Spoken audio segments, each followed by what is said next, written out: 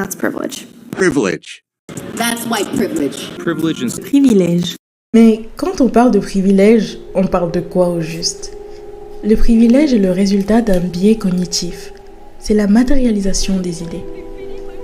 C'est le mérite accordé aux personnes dont l'apparence reflète les images de perfection de l'esprit commun.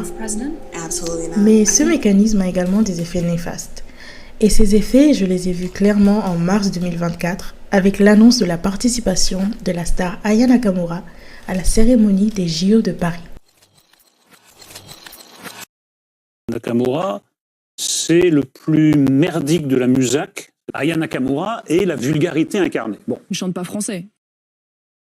À travers le rejet de sa participation, par des propos particulièrement haineux, j'ai vu quelque chose de tout aussi troublant que la malveillance qui animait ces personnes. J'ai vu du déni. Un déni généralisé. Il ne suffisait pas de dire qu'Aya Nakamura n'était pas notre artiste française préférée et qu'on ne voulait pas la voir représenter la France au JO 2024.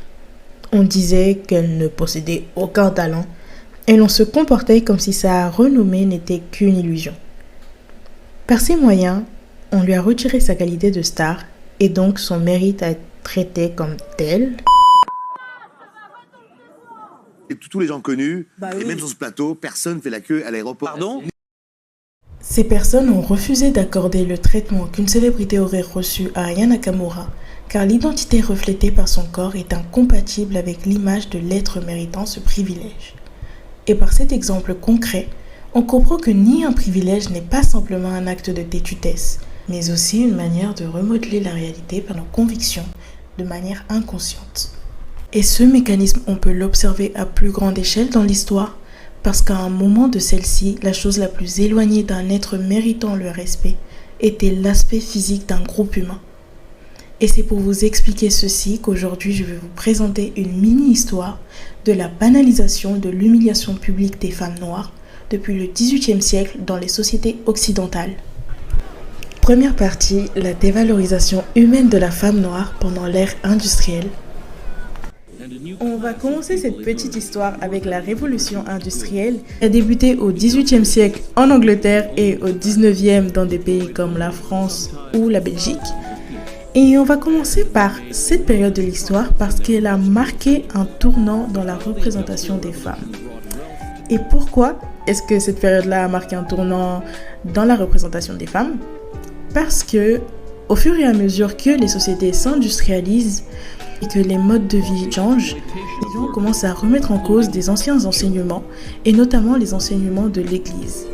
Et il faut savoir que les enseignements de l'Église avaient une influence particulière sur la représentation des femmes, avec des histoires telles que le mythe d'Adam et Ève, qui tendaient à présenter la femme comme un être assez têtu, bête, séducteur, and just a bad guy.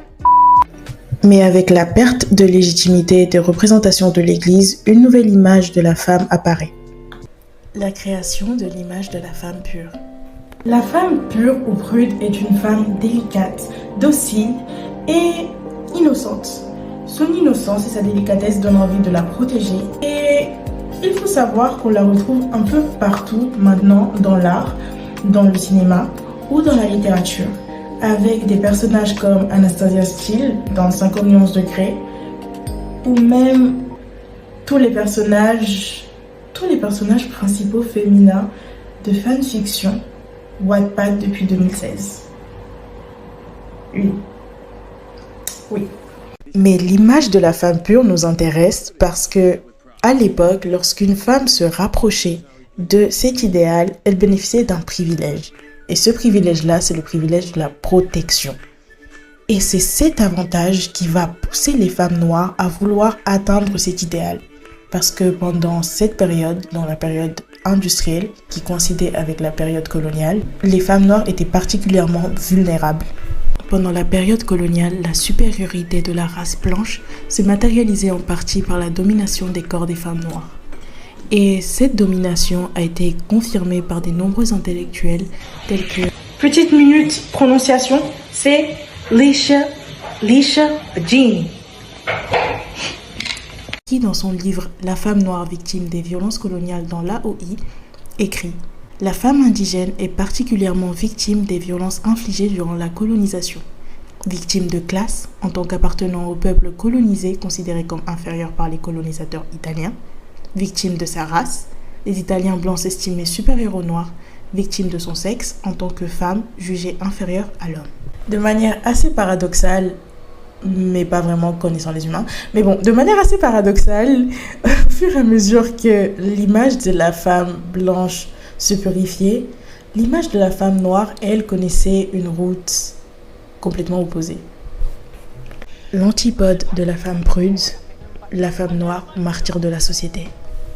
Durant le 19e siècle, les représentations péjoratives des femmes noires se multiplient, notamment dans l'art, où la femme noire est sans cesse animalisée et hypersexualisée. Et avec le temps, des réelles caricatures vont être créées et mises en scène. On peut penser à la Jezebel ou The Tragic Mulatto. Même si certaines de ces œuvres n'ont pas l'air particulièrement racistes à première vue, elles participent à l'éloignement de la femme noire de l'idéal de la femme pure.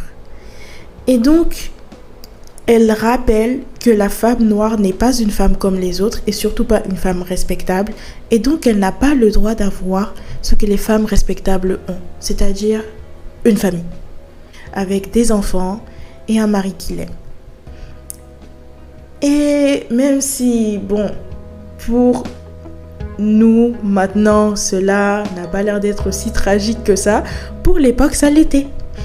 Et pour une femme noire qui réalisait cela à l'époque, ce fait pouvait être source de très grande souffrance. Et je pense que le roman Ourika de Claire de Duras a très bien présenté les souffrances psychologiques qu'une femme noire pouvait ressentir à cause de sa situation. L'amusement que les caricatures des femmes noires suscitaient n'est pas resté dans le passé. On oublie trop souvent que des créateurs de contenu font leur chiffre d'affaires sur des caricatures de femmes noires. Est-ce qu'on a oublié les mamans blanches versus mamans noires de Vine ou de YouTube? Je pense qu'il y a des gens qui continuent à faire ça même.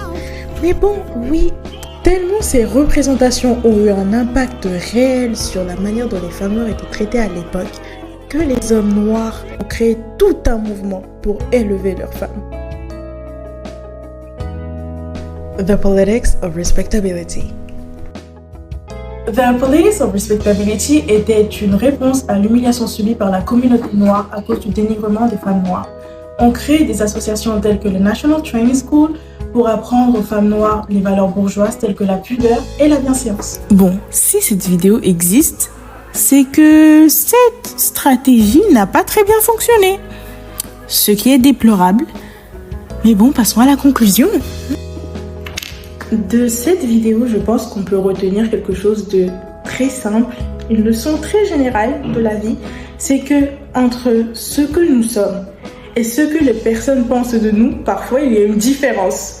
Parce que comme on l'a vu, des femmes peuvent ne pas être traitées. Oh damn, je suis fatiguée aujourd'hui. Des femmes peuvent ne pas être traitées comme telles et des humains peuvent être traités comme des animaux. Du coup, oui, il y a une différence entre ce que nous sommes et ce que les autres pensent de nous. C'était une conclusion très légère. J'espère que la vidéo vous a plu. Merci d'avoir regardé toute la vidéo et je vous retrouve plus tard pour une nouvelle vidéo sur Naima Talks. Bye!